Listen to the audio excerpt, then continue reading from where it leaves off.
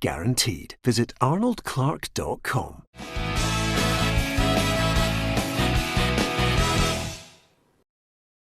Welcome to Peter and Roughie's Football Show, sponsored by Arnold Clark. I'm Peter Martin. Thank you very much for joining us. Alan Ruff, Charlie Adam, and the star of Train Spotting 3, Tam McManus, with us here in the studio, all set for a great day. All set for a great day of talking about football. No, I really think before we start, we get some reassurance from people from Hibs T that they don't get us in trouble with Ofcom. Yeah, absolutely. You know? Listen, we're only kidding. Yeah. No swearing. We're getting you sacked, Ruffie. Anyway, shut up. Yeah, absolutely. Shut up, Roughie. Anyway, apart from anything else, lots to talk about. No surprise. First port of call, the main story that broke early this morning was, of course, that Peter Lawwell has announced his retirement. Out there at Celtic Park for us, our reporter, Gabriel Antoniazzi. Thanks, Peter. So yes, after 18 years as the chief executive of Celtic, Peter Lawwell will be standing down at the end of the season, and he'll be replaced by Scottish Rugby's Dominic McKay. In a statement issued earlier today, Lawwell said it was obvious the club would be facing a natural transitional period at the end of the season, regardless of the outcome, but he did express regret at the way the campaign has gone. The Hoops, of course, 23 points behind league leaders Rangers, with all realistic hopes of winning that record-breaking 10th title in a row now out of the window.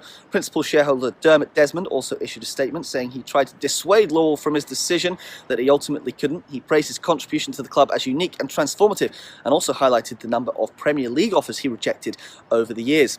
How this affects current manager Neil Lennon's position remains to be seen. He's of course been hired twice by Lawwell. Here's what he had to say on the matter. I was still playing when he came back. Player, coach, manager, so we've been through a lot together, and he, as well as other managers, you know, Ronnie, Tony, Brendan. So, I mean, his success, you know, and the success the club have had during his reign is absolutely phenomenal. And I'm sad to see him go, but, you know, 17 years is a huge amount of time for a job as pressured as that. I think it's an exciting new chapter for him. I think it's a great challenge for him, and he'll get huge amounts of support from people at the club. So, you know, he's got a really good resume in Scottish rugby, so he knows how sports administration works. This is probably a different challenge, as you say, for him, you know, very high profile, but I'm sure one that he's looking very much forward to. He's been a huge supporter of the club himself on a personal level for the last 20-25 years, so he understands what the values of the club are all about. Lawwell spoke of his replacement McKay as an excellent successor of the highest integrity. McKay has been at Scottish Rugby for 13 years. He's been their chief operating officer since 2015. But what does this mean for Lawwell's legacy? Will he be remembered for the 29 trophies, 13 league titles, 4 trebles? 3 times they were in the knockout stages of the Champions League under him. And they had plenty of shrewd signings and sales, making millions of pounds for the club. His worry, though, may be that this final year of fan protests, of banners, of sack the board, and much worse have marred it. Of course, he issued that apology for the ill-fated trip to Dubai, which only made matters much worse as well. The worry for Lawwell is that perhaps this 1 year in fans' memory may tarnish the near 2 decades of unprecedented success. Yeah, Roughie, I think over the period of time, I think the pain of 10 will quickly fade away to an acknowledgement that the chief executive of Celtic certainly has taken them from, you know, a club that possibly wasn't at the top of its game on and off the field to revered and respected across Europe. Yeah, I think most sensible-minded Celtic supporters would have him in high esteem. They'll remember the Champions League, the group stages, the players he's brought to the club. I know this season's been a bad one, that you can't get away from that, but I've said it all along that even with managers, you know, that you should remember what people have brought to a club rather than just 1 year. And he certainly, with obviously the stats that Gabriel's just read out there, are absolutely fantastic. They're amazing. And I think we all know that although he's left Celtic, if any team in the Premier League needed a CEO, he would be up there, you know, because what he's done at Celtic Football Club. So for me, you know, he's done everything. I don't think he's done much wrong at all. wee bits here and there, but on the whole, with these stats that Gabriel just read out, it's absolutely phenomenal. Yeah, this is what Peter Lawwell had to say on his departure from the club, which will come in the summer. And it's been an enormous privilege to have served the club and our supporters for more than 17 years. A wonderful honour to have been part of an institution I have loved and supported all my life. I will always be very proud of what we've achieved together, and it's been a particular privilege to be involved throughout a period in our club's history which has brought immense domestic success. Now the process to select Dominic McKay as my successor is complete.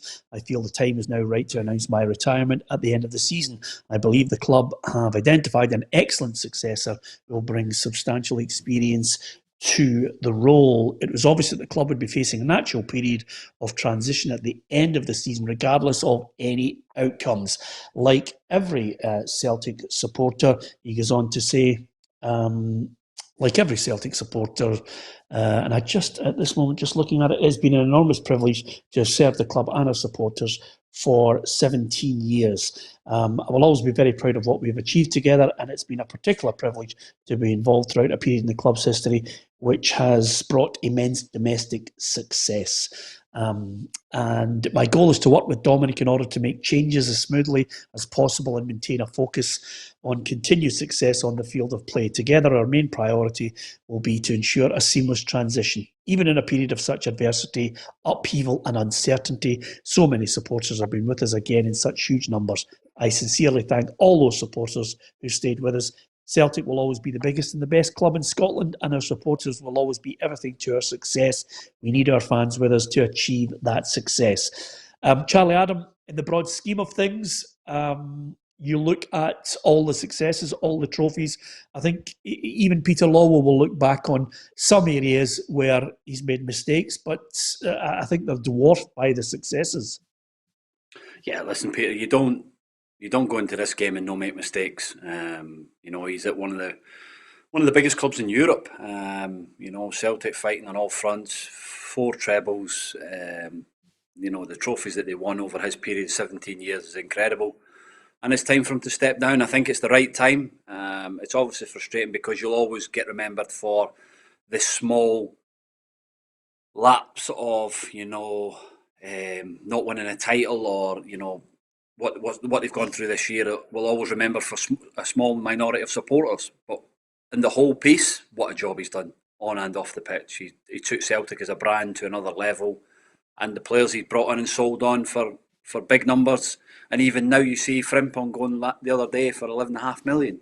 So he'll be remembered as a massive Celtic success, and it'll be interesting to see where he goes next, because like Roughie said, 61 years of age, still young enough to go and take another job, and I think he might get an opportunity to go to the Premier League or maybe go and work for somebody like UEFA or something like that. So fair play to him, he's done a great job, and Celtic move forward. Interesting point on that. I wonder if he will indeed just be out there sipping the tea and taking it easy, or picking up on some of the areas that he's been involved in on the European stage. Dermot Desmond's certainly glowing in his praise in his statement regarding the departure of Peter Lawwell. When Peter told me he was considering retirement, I did my utmost to dissuade him. Celtic owe a major debt of gratitude to Peter Lawwell, who has made a unique and transformative contribution to our club. Peter was sought after by many Premier League clubs, but his love and commitment to the club were more important to him. Since 2003, Celtic has achieved incomparable domestic success, and the number of trophies it's unsurpassed by any other club in Europe. Peter's expertise and professionalism have been recognised by UEFA, where he has been an outstanding contributor to the benefit of both Celtic and Scottish football. And he goes on to say, I've had a first-class relationship with Peter over the years, speaking daily and often multiple times daily. The club and I will miss his wisdom, energy and unwavering devotion to Celtic. I cannot adequately express my thanks and appreciation to Peter for all he has done. With that in mind, Tam, there is another key element of this, which I think Peter Lawwell did contribute, which is a voice and an influence, not only domestically, but of course on the European stage as well. He was part of that executive board. Yeah, as Dermot Desmond said there, he's obviously contributed to Scottish football success as well. He's in there, he's always fighting for Scottish football and for Celtic. And I agree with the guys. Listen, I think he's done a fantastic job at Parkhead over the years.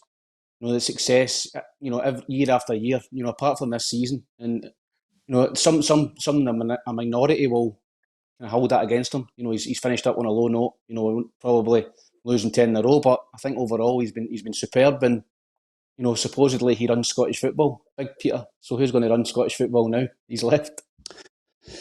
Allegedly, that was the cry. Apologies to people on Facebook. We've had a technical issue there, and hopefully we'll get back to you on that. We're across Facebook, Twitter, and of course YouTube. So with a little bit of luck, we'll get you back up and running very shortly, and you can post your messages to us. That's the statement from Dermot Desmond. Of course, Scott Brown, Celtic captain, had his own particular tribute to him. Yeah, definitely. I've had a couple of family issues as well, and Peter's been there for me. And he knows what it is to lose family members and stuff like that, and he was first on the phone to myself, and that's the things that I'll remember Peter about. It's those little small things that nobody else knew. He picks up the phone in hard times, he chats you through, gives you time off if you need it, or he's willing to come meet you at Celtic Park next time, whatever's easiest for you. Yeah, so that was Scott Brown, and I think that's the personal side of it, Roughie, that quite a lot of people don't see, the relationship with players and managers. Yeah, you're right. There's so many things going behind the scenes, and you've actually got to be at a club day to day to see what's going on, and that's the kind of thing that the spectators don't see. They don't see the personal side. Somebody that's employed by a club and somebody who really takes a lot to do with them. And it just you heard Scott Brown there. It just means so much to the players. When you get somebody that high up in the club who's prepared to have that personal touch. Just a quick one on Dominic McKay. Who is Dominic McKay? Here's a wee bit of background about him. Dominic McKay will become Celtic's next chief executive in July when Peter Lawwell steps down. But who is the man who Lawwell has already described as an excellent successor? The 42-year-old has been with Scottish Rugby for 13 years, having been promoted to Chief Operating Officer in 2015, whilst also being chairman of the Pro 14. McKay has been called an experienced executive of the highest calibre who transformed Scottish rugby on and off the field. He was already well known to the club, having worked closely with their hoops and the government over test events, and having brought the Pro 14 final to Celtic Park a few seasons back. He's a renowned Celtic fan and has been a long-term season ticket holder. Outgoing Lawwell highlighted McKay's high integrity, with the two men set to work closely to ensure a seamless transition. McKay himself said there's no better example than Lawwell to follow, and that joining as chief executive is a once-in-a-lifetime opportunity. He branded Celtic as the premier football club in Scotland and one of the most recognisable and respected football brands in the world, before relishing the opportunity to deliver success. Whether he does, only time will tell. Yep, big shoes to fill. That's Celtic there against St Mirren. We'll get the predictions on that very shortly. But what about Rangers? Breaking news on the Rangers situation. Alfredo Morelos has been charged by the SFA following Wednesday's clash with Hibernian. He faces a 3-match ban. There's no charge for Darren McGregor on this one. And of course, Alfredo Morelos scored the goal to get Rangers all 3 points in that match at Easter Road. And he has until Monday to appeal. And if they do appeal, the hearing will be on Tuesday. If they don't, then Morelos will be banned for the matches against St Johnstone, Hamilton and Kilmarnock. What's your take on that, Tam? Listen, I'm not surprised. I don't think anyone's surprised. I said it at the time. It's a clear red card. Him and Porteous were at it the full game, and it's spilled over, and he stamped on him. It's as simple as that. So I don't expect Rangers to appeal that. I think they'll just take their medicine. And again, Alfredo Morelos is letting the club down, letting his manager down. He's obviously got away with it again.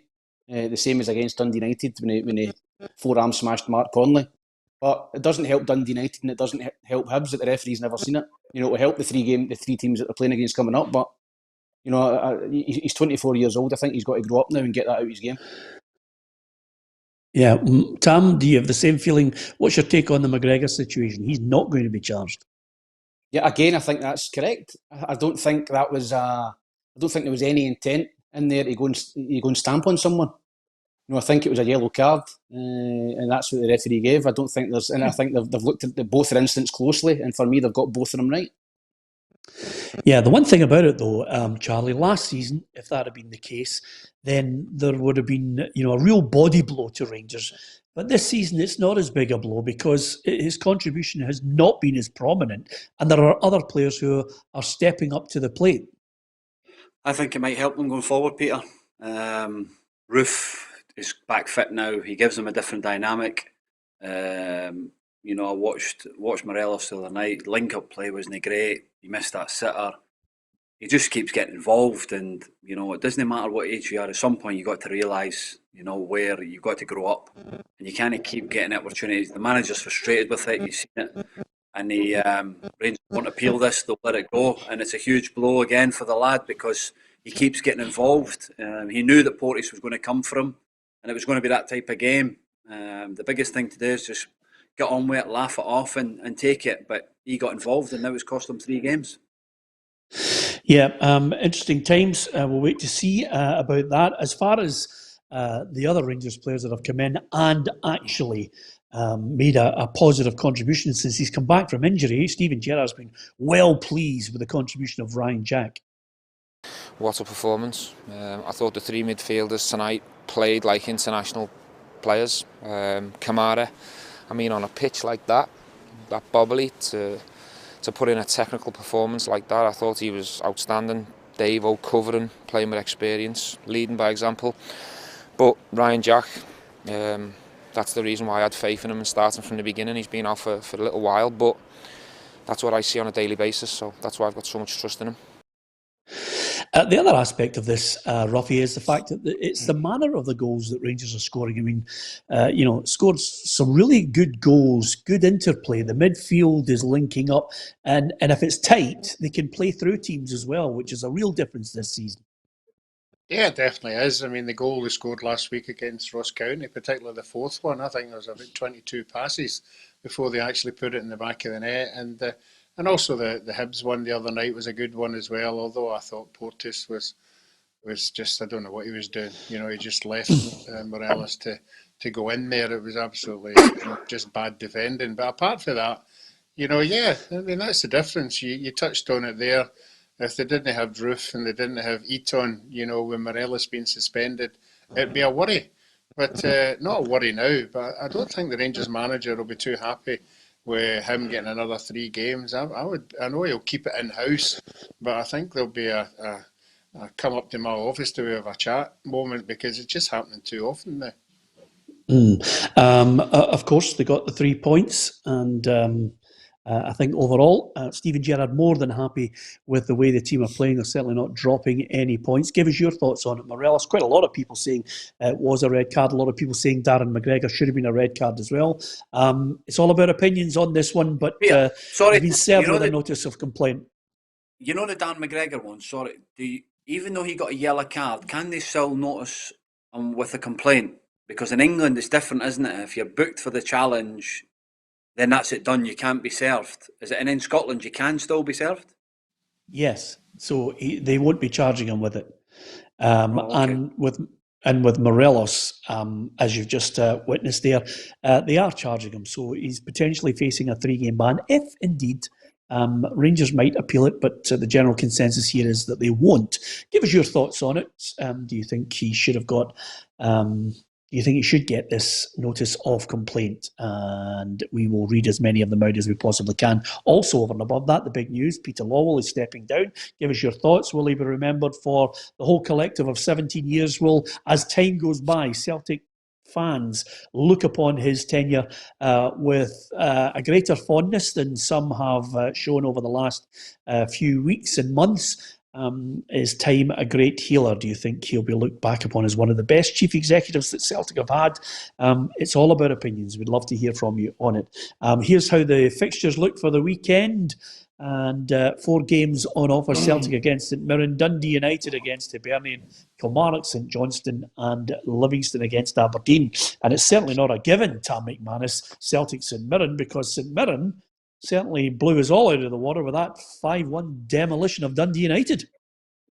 Yeah, I don't think anyone predicted that. I think St Mirren have been struggling to score goals this season, and Dundee United have been generally very tight. So that was a bit of an eye opener. But I watched the highlights. A couple of soft penalties, I think, for St Mirren. It always helps, and they were ruthless with the chances they had. But yeah, St Mirren are playing well. They've got 3 games in hand over the teams above them, so they'll still have eyes on that top 6. Dundee United for me. I don't know. I think they might fall out the top 6 this season, and I think the likes of St Mirren and St Johnstone might go and push into it. So, but I don't think that's a gimme for Celtic. Put it that way, the way both teams are playing. Yeah. As far as Jim Goodwin is concerned, I mean, he was disappointed at not getting to the final of the League Cup, Charlie. But I'm impressed with the players that he's bought, the way he wants to play football as well. Yeah, I didn't. I think I tipped him at the start of the season for relegation, so I think he's proven everybody wrong and seemed to be a good manager. He's bought well, and it's good to see when you have a disappointment as getting beaten in the semi-finals, how you bounce back, and they bounce back in the right manner. Like Tam said, a couple of soft penalties, but you got to take them, and they did. 5-1 away at Dundee United is a great result, and they'll be going to Celtic with a bit of confidence and thinking they might be able to get a chance of getting something at the match. Yeah, and Roughie, just a quick one on that. Celtic clearly, Neil Lennon intimated that before that window closes, they might be looking at a right back and a centre half, loan deal or otherwise. Ben Davies, Charlie was glowing in his opinion of him the other day there, but it looks as if it's got a wee bit to go. Yeah, I think there's obviously other clubs interested in him as well. If he's that good, you would expect other clubs to be interested in him if they find out that he's available to move on. But no, I think I know they're not high-profile players coming in, the usual standard that usually comes in this January window. But I think supporters always like to see new players coming into the club and just freshening things up a wee bit. Yeah, absolutely. Okay, before I get your predictions, quite a few people talking about other broadcasters and other things that have happened elsewhere. This is a football show. It's not for us to start commenting on other broadcasters and what they broadcast and any misdemeanours that go on there. But for the grace of God, go I and everybody else on this programme. So if you're looking for comments on other people making comments elsewhere, you've come to the wrong place. Celtic St Mirren, I think it's going to be 3-2 to Celtic. It's going to be a humdinger in my mind. Tam? I think Celtic will win 3-1. Okay, Charlie? 2-0. Roughie? I'm going to stick with Charlie. 2-0 Celtic. Okay, that's one game, and we'll continue on to Dundee United against Hibernian. This one should be interesting because Tam thinks they're going to drop out of the top 6. And I can't for the life of me work out what's happening at Tannadice, Tam. Players have to take wage cuts, fine. Sometimes you're wondering to yourself, are they going to start selling people? Because there's quite a few people on hefty wages. What's going on in the background? It's very rare you see a Dundee United side getting spanked 5-1 at home. Yeah, as I said, under Mickey Mellon, they've been, very tight at the back. They don't give much away. They don't score a lot of goals, but they don't concede a lot of goals. So they've been fairly bland to watch, and they've kind of crawled their way into that top 6. But that was a shocker. And it puts them under a wee bit of pressure, obviously, in the game coming up against Hibs. But, I look at the likes of Shankland and other boys up there. I think if decent offers come in for guys like that, I think Dundee United would take the money. I think they need the money badly. As we've spoke about, they're asking boys to take wage cuts and, the club's hemorrhaging money. I think if they can get $1 million or a couple of £1 million in for a player, then I think they've got to look at it seriously. Yeah, just on that point, Tam, what about Hibs? I mean, suddenly you have a situation where Nisbet, Birmingham, Millwall, Porteous, could Hibs be looking at the balancing of the books and say, well, we're going to take the money here?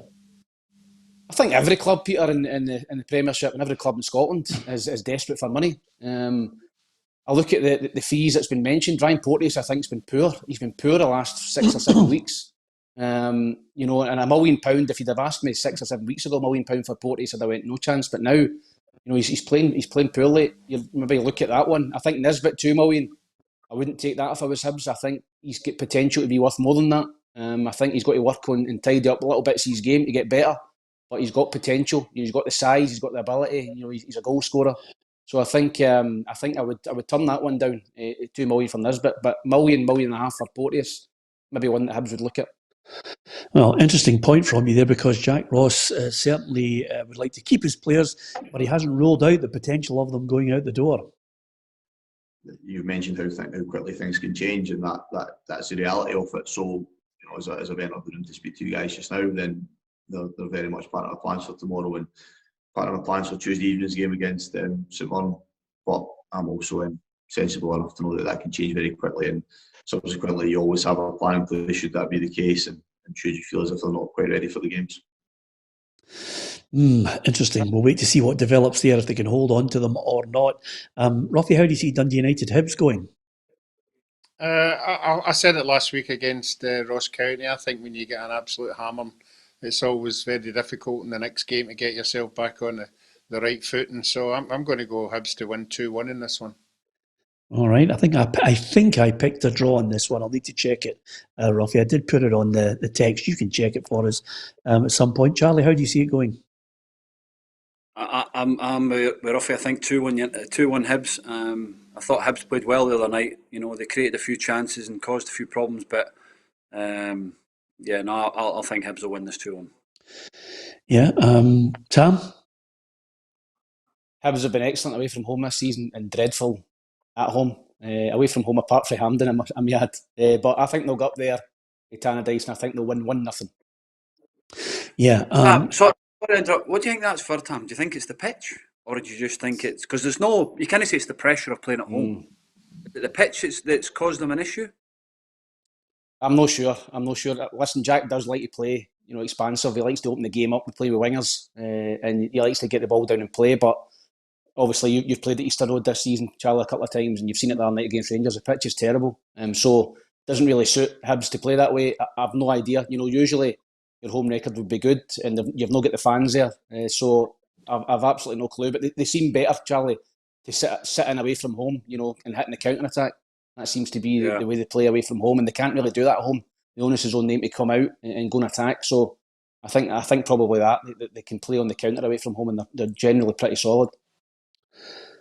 Livingston against Aberdeen is the next match we're going to talk about.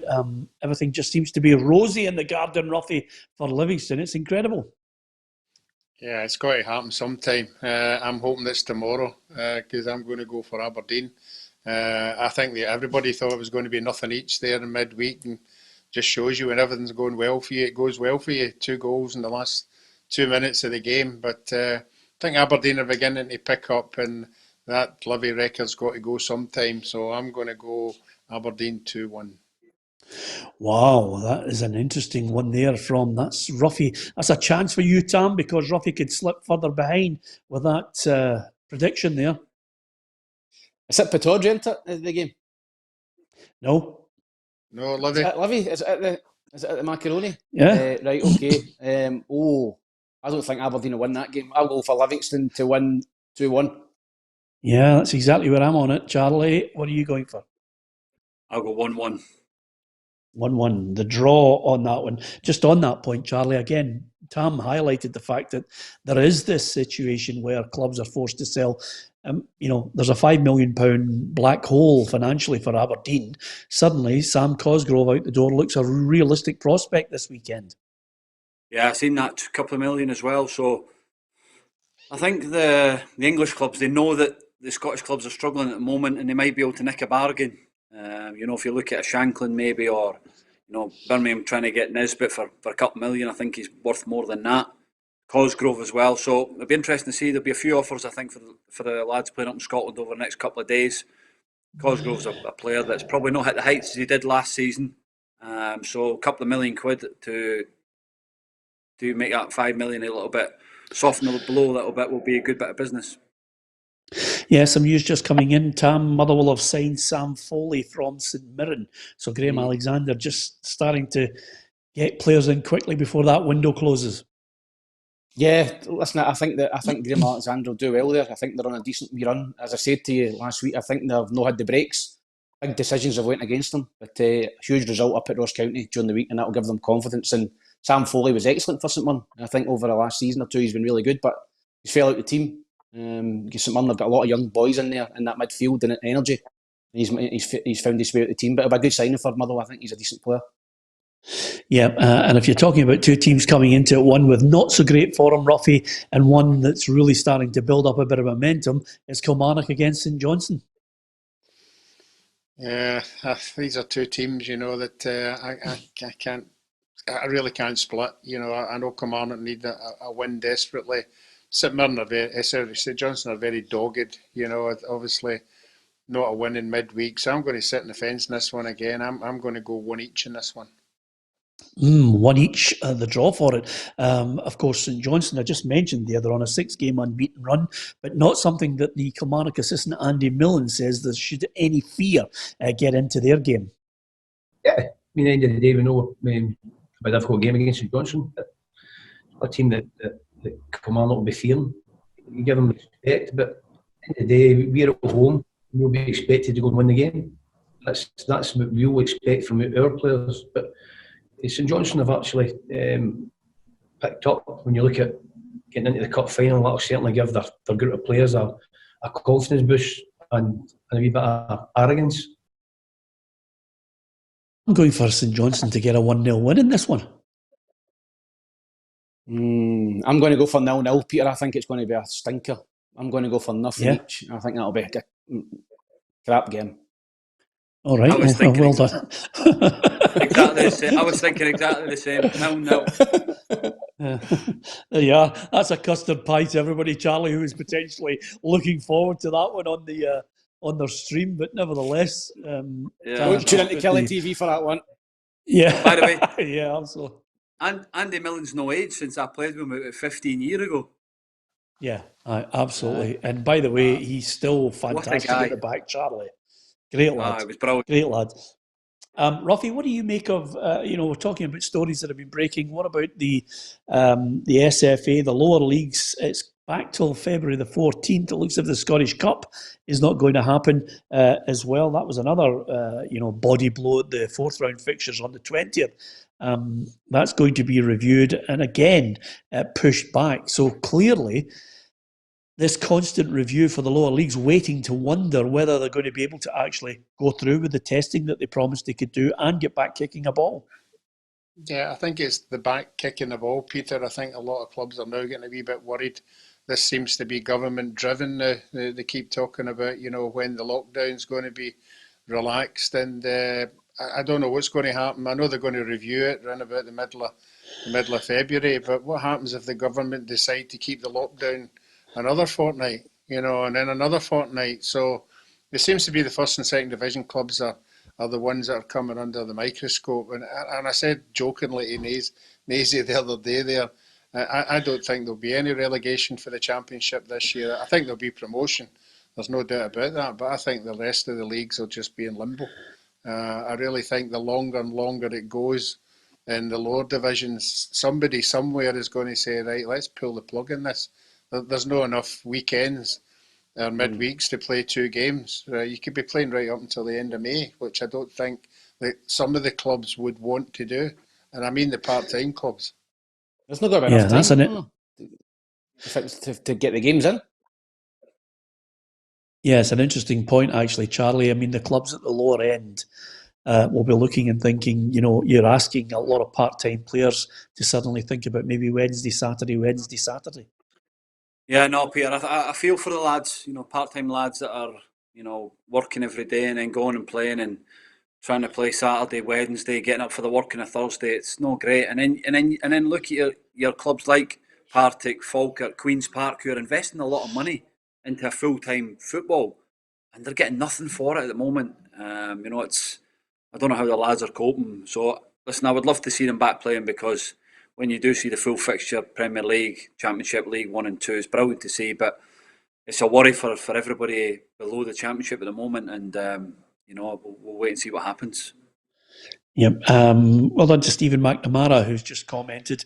It's a kind of a compliment towards you, Charlie. It's one of those, a soft punch, but then a nice little cuddle as well. He says, just reacting to you saying Andy Milne looks the same now as he did 20 years ago. He says Charlie Adam looked 45 when he was 20, and now he's 45. Still a cracking player. So there you are, Charlie. You've stayed the same, and he thinks you're. Peter, I've aged a lot since I was in St Mirren. I've seen some photos the other day I was going to put on. But, you'd heard all that, didn't you? I had, honestly, I looked at me quiffing all that. Let me bit of product. Everything. What? You look no bad. I got somebody sent me a picture the other day. Had some horrific gear, though. Bad jeans and that. Oh, yeah. Hey, it changes. Yeah. The G-Star number. Charlie. I know exactly. They were G-Star. Was it G-Star? The bag ones? G-Star. Roughie, we have to get those photographs. We need to get them on just to show everybody the fashion on them. I can remember really good photographs. I'll stick them on Instagram tonight. Roughie, get your flares up. Get pictures of the flares, Roughie.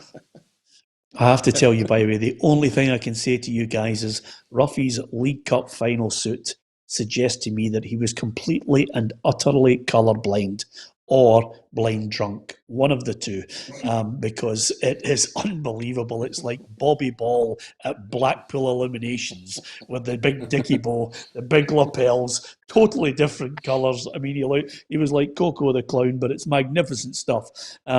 And Ruffy's saying, yes, it's Coco the Clown, but I still was there with Miss United Kingdom. What more can we say? Anyway, apart from anything else, what about your side? You guys are spending money. You're cash rich at Dundee. Jason Cummings back in the game, Charlie, suddenly at Dundee. Thrown over. No, it's within. I'm reading what the manager's saying. It's within the wage structure. So now listen. Cummings is a player that, like I said, as soon as I knew that he was coming, I texted you the other day to say what a sign I think it could be for us. I was speaking to him this morning. He's like a school kid, honestly, starting school this morning. He says, I'm just delighted to be back up the road, and hopefully he can score us a few goals and get us back up into the Premier League. If he can do that, he's only 25. You think he's been around for a long time. So if he can score us a few goals and get us back in the Premier League, then he's done his bit. So. It was good to see him, and then obviously we signed a young centre back from Tottenham, Malachy Fagan Walcott.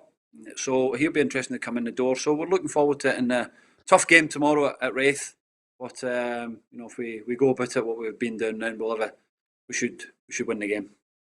Yeah, interestingly enough, Charlie, I mean, there's all sorts of wild rumours going about, the Joel Ledley and Kyle Lafferty as well. I mean, is that the wild speculation of the social media, or are they coming in within the wage structure?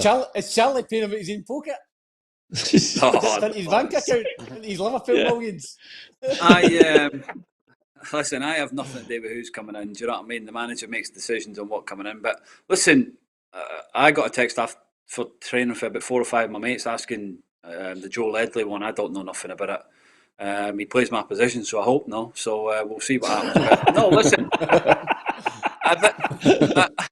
I think if there's players to come in and it's going to improve the squad, I think the manager will look at it, and the owners, John and that will look at it and try and find some way of getting a deal done. So. We welcome good players. Listen, the gap is big to Hearts, so we'll see. But there's still plenty of games to go. Paul McMahon as well. Paul come in on Tuesday. Good player, signings. Quick. Done really well for United in the Championship, and never got a sniff really this season under Mickey. So we'll see how he goes. But it's a good sign for us. He adds a bit of pace up front in the wide areas. So I'm looking forward to playing with these lads. Yeah, it's a big game, actually. Wraith can leapfrog Dundee if they get the win, and they've got a game in hand. But the other point I was going to make to you, Tam, was just on Jason Cummings. I can't quite work it out. And you're the best placed person to talk about it.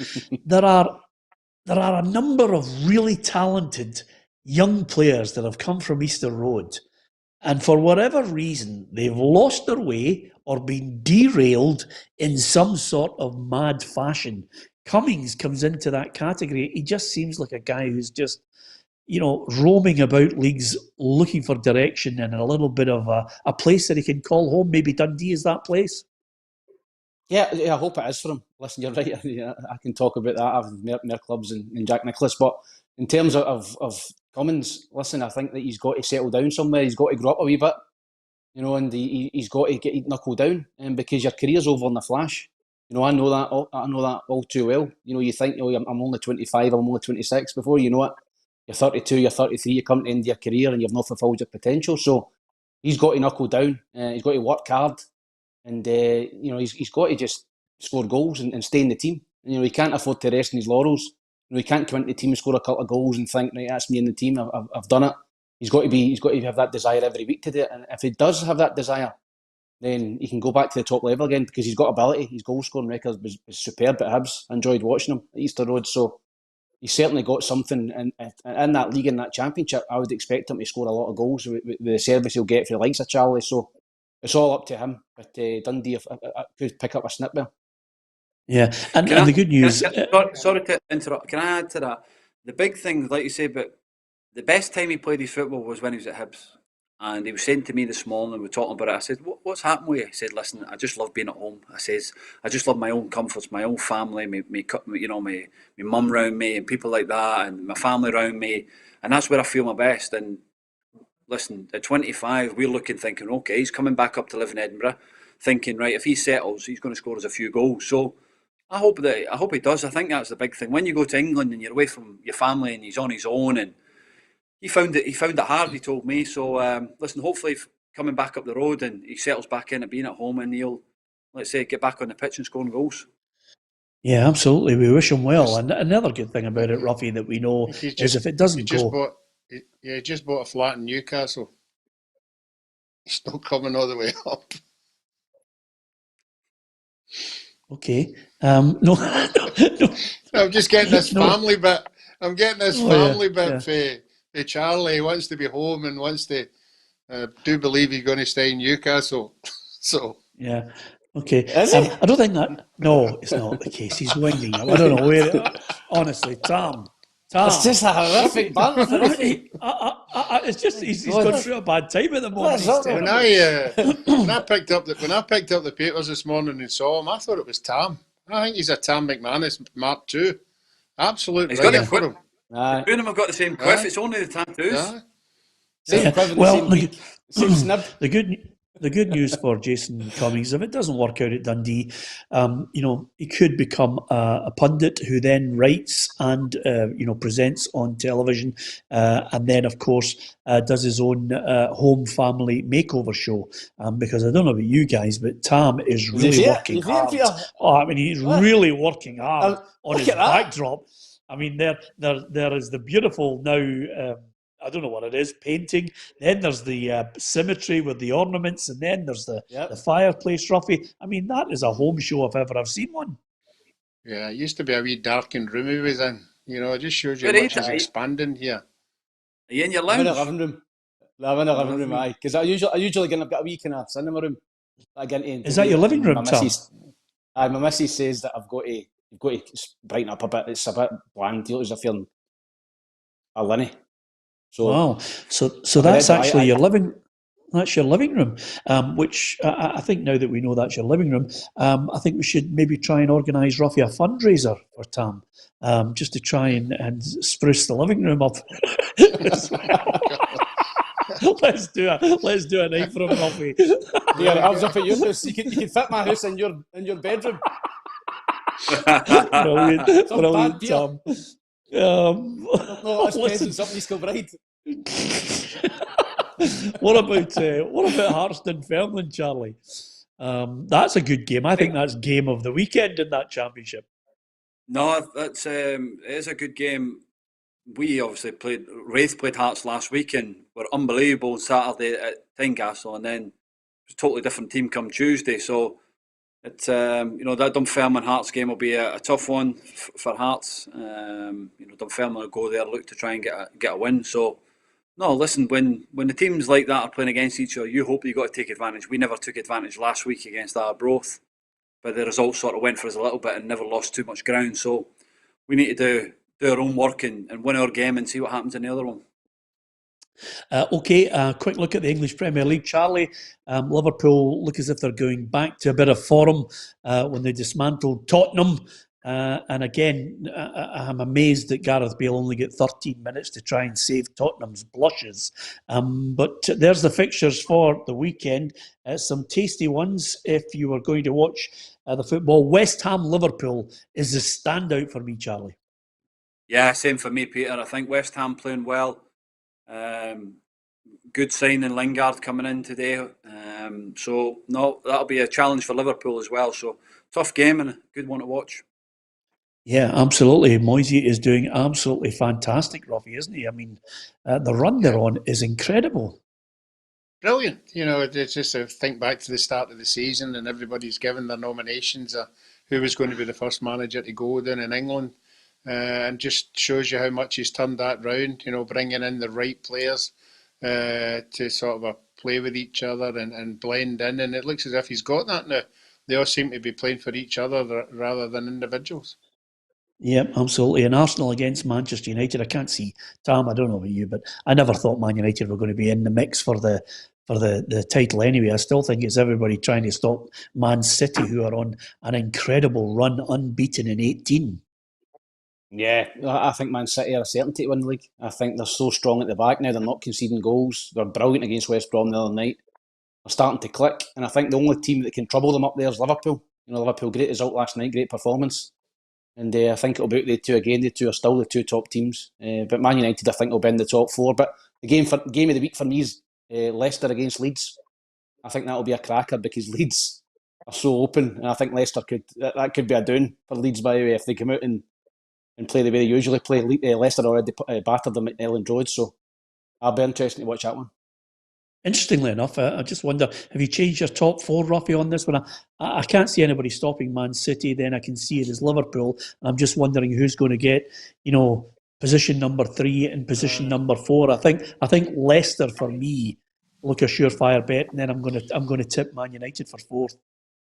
Yeah, if it hadn't been for last night, I would have thought maybe Spurs were going to come into it. But just when you were talking about it, I still can't believe that Liverpool first goal. I can't understand why the goalkeeper just didn't dive and top it.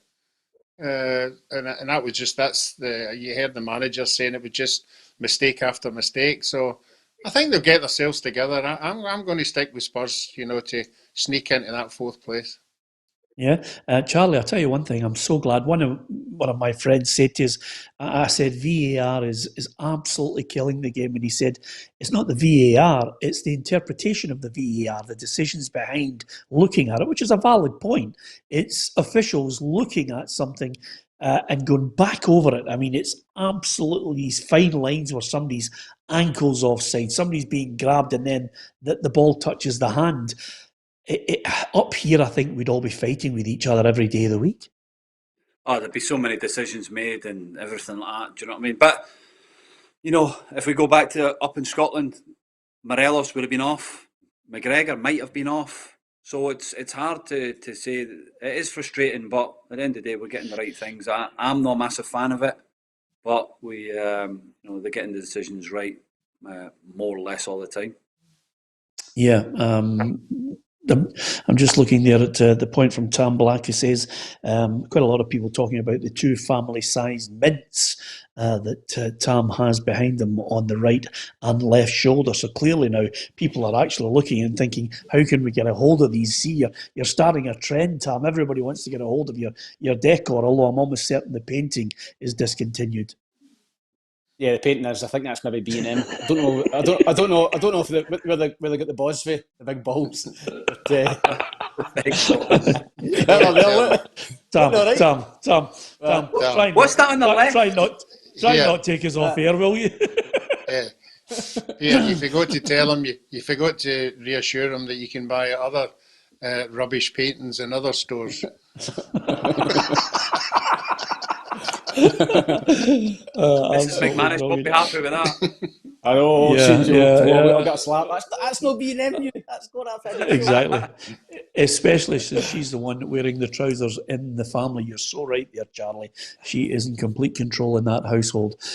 Anyway, apart from anything else over the weekend, Chaz, good luck to you in your game. I'll certainly be keeping a close eye on that in Hearts and Dunfermline.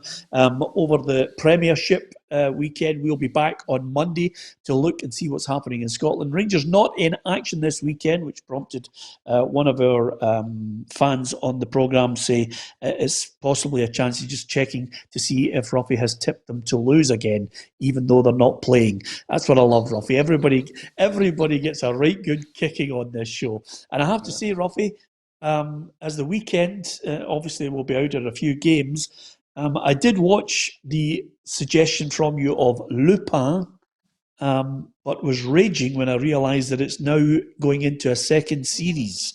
Yeah, there's nothing worse, Roughie, than you think you're going to be able to watch a box set and just that's it. Now we have to wait till the summer before they make the second series of it. Yeah, same happened with me. As soon as the 5th episode finished, I was right on to see the next one, and lo and behold, there wasn't any. So disappointing. Roughie, I watched one the other night called Defending Jacob. I don't know if any of you have seen that. Is that good? Aye, brilliant. Aye, really good. Aye. So if you get that on, I don't know if it's Amazon or a dodgy stick. I don't know where. You can get it. Defending Jacob. I'm not sure where it's on. You've had a bad week. You're just car crash television. You really are. Charlie, have you watched anything of note that's worthy of our eyes? Nah, nothing. I don't really watch these box sets, Tom. I just like watching football. Mrs. goes into the room and I watch upstairs, watch football all the time. That's it. Nice. So you're in the upstairs watching the football and she's in the downstairs room. She watches some of these box sets and that. I do at Disney, but I'm not a big fan of them. If you could send... Yeah. I was just about to say, knowing full well that Charlie's upstairs and your wife's downstairs, if you could send us a detailed plan of your house for Roughie, that would go down an absolute storm. There's a back door. You've got 90 minutes, Roughie. I've not got a key for that. I'll leave it open.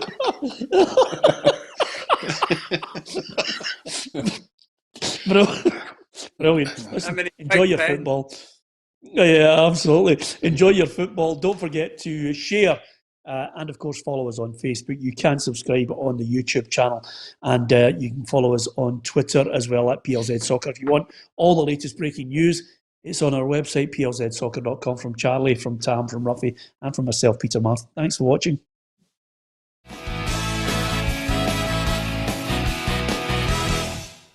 Expect the best used car deals guaranteed. Visit arnoldclark.com.